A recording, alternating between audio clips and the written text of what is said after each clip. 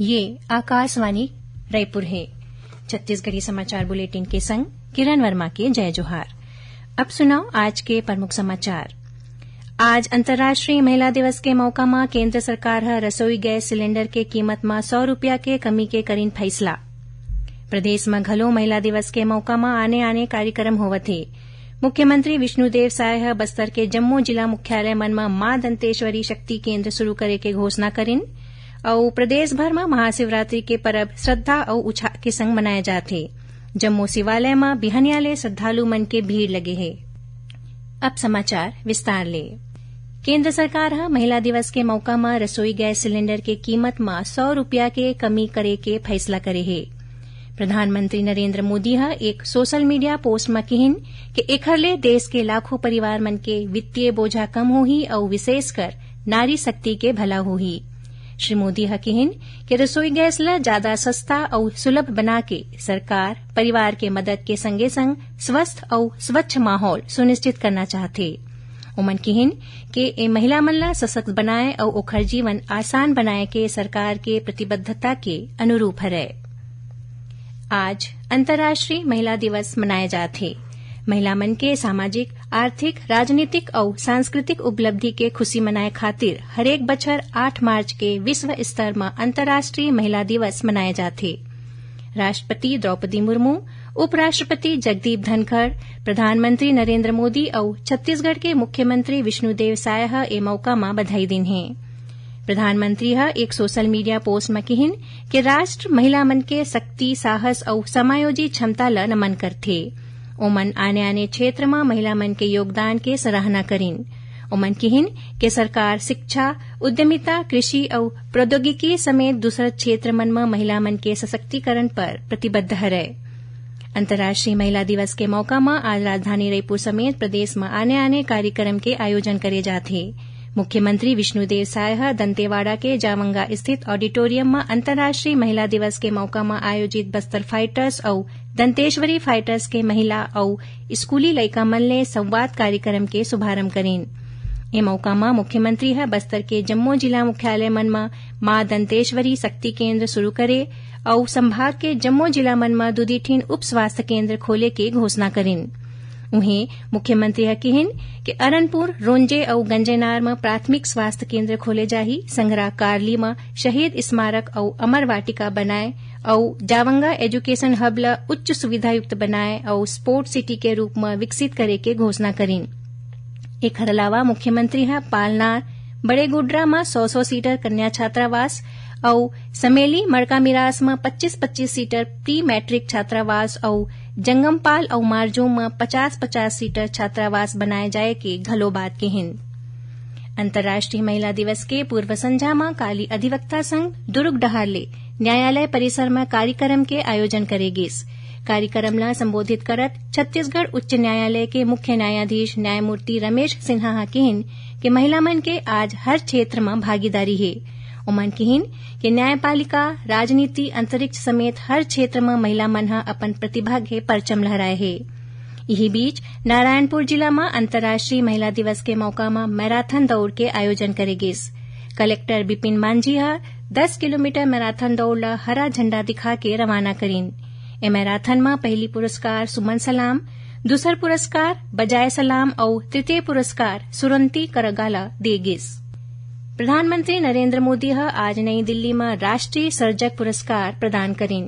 पहली घाव शुरू करेगे ए पुरस्कार के उद्देश्य सृजनात्मक प्रतिभा के सम्मान करना है। प्रधानमंत्री कहिन कि राष्ट्रीय सर्जक पुरस्कार कथा वाचन, सामाजिक बदलाव, पर्यावरणीय संवहनीयता और शिक्षा समेत दूसर क्षेत्र में उत्कृष्टता ला बढ़ावा दे के प्रयास है। ये सकारात्मक बदलाव बर रचनात्मकता ला प्रोत्साहन देथे। प्रधानमंत्री कहिन कि digital India mission content creator के एक नवा क्षेत्र बनाए हैं। श्री मोदी कहिन कि ए पुरस्कार अवैया बेरा में महत्वपूर्ण जगह पाही, काबर के एकर उद्देश्य रचनात्मकता और संवेदनशीलता ला सम्मान देना है। समाचार आगू घलो जारी रही, फिर पहली सुनो ए संदेश। बचपन से अब तक मेरी माटी ने दुलारा, आज मुझको है मेरे देश ने पुकारा। चल पड़े हैं हम सबके कदम, बदलने भाग्य देश का निकल पड़े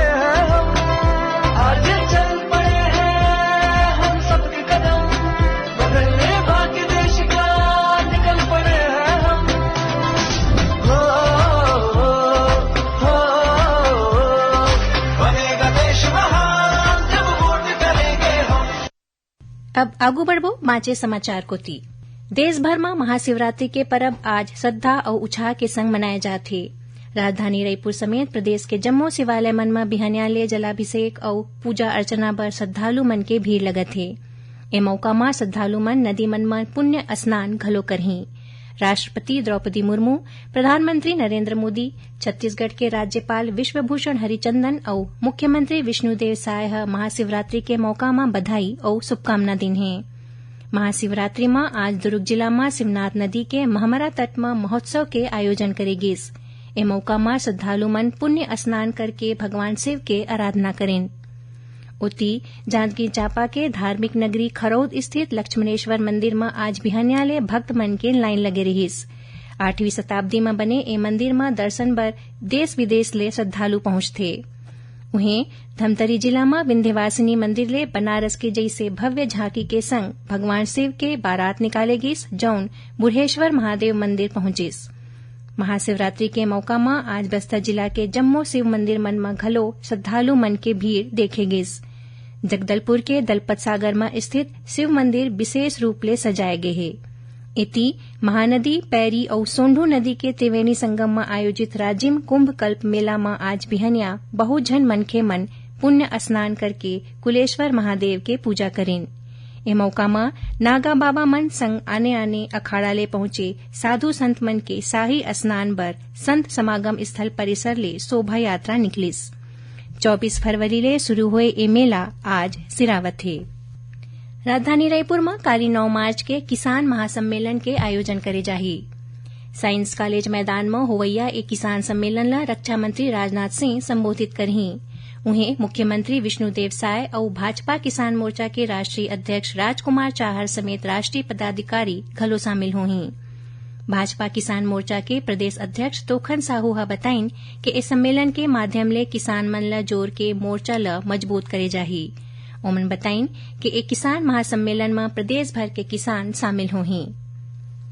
सुनैया मन ला बता दन कि प्रादेशिक समाचार एकांश डहार ले समसामयिक विषय में आधारित साप्ताहिक कार्यक्रम बातों बातों में ये बखत जलवायु परिवर्तन के संबंध में रायपुर में हुए राष्ट्रीय सम्मेलन ऊपर केंद्रित होही। एकर अंतर्गत छत्तीसगढ़ राज्य जलवायु परिवर्तन केंद्र के नोडल अधिकारी अरुण कुमार पांडे ले के भेंट वार्ता प्रसारित करे जाही। एकर प्रसारण आकाशवाणी के रायपुर केंद्र डहार ले काली 9 मार्च के बिहनिया 10:30 बजे ले करे जाही। इला छत्तीसगढ़ के जम्मू आकाशवाणी केंद्र एके संग्रह रिले करही।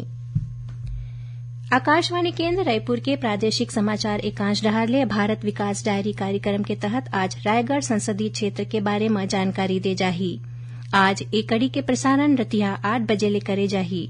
इला छत्तीसगढ़ स्थित आकाशवाणी के जम्मू केंद्र एके संग्रह प्रसारित करही। ए कार्यक्रम ला मीडियम वेव और FM दोनों चैनल में सुने जा सकते। राष्ट्रीय विधिक सेवा प्राधिकरण नई दिल्ली के निर्देश में प्रदेश में काली 9 मार्च के राष्ट्रीय लोक अदालत के आयोजन करे जाही। एकर तहत राज्य विधिक सेवा प्राधिकरण बिलासपुर डहार ले जम्मू जिला न्यायालय और व्यवहार न्यायालय मन में घलो लोक अदालत आयोजित करे जाही। एमा पक्षकार मन के आपसी सहमति ले बैंक, बीमा, फाइनेंस, BSNL, विद्युत विभाग समेत नगरपालिका और दूसर राजीनामा योग्य प्रकरण मन के निराकरण करे जाही। आखिर में प्रमुख समाचार एक घाव फेर। आज अंतर्राष्ट्रीय महिला दिवस के मौका में केंद्र सरकार ह रसोई गैस सिलेंडर के कीमत में 100 रुपया के कमी के करीन फैसला। प्रदेश में घलो महिला दिवस के मौका में आने कार्यक्रम होवत हे। मुख्यमंत्री विष्णुदेव साय ह बस्तर के जम्मू जिला मुख्यालय मन में मां दंतेश्वरी शक्ति केंद्र शुरू करे के घोषणा करीन और प्रदेश भर में महाशिवरात्रि के पर्व श्रद्धा और उत्साह के संग मनाए जाथे। एकरे संग छत्तीसगढ़ी समाचार बुलेटिन इहे सिरावत हे। जय जोहार।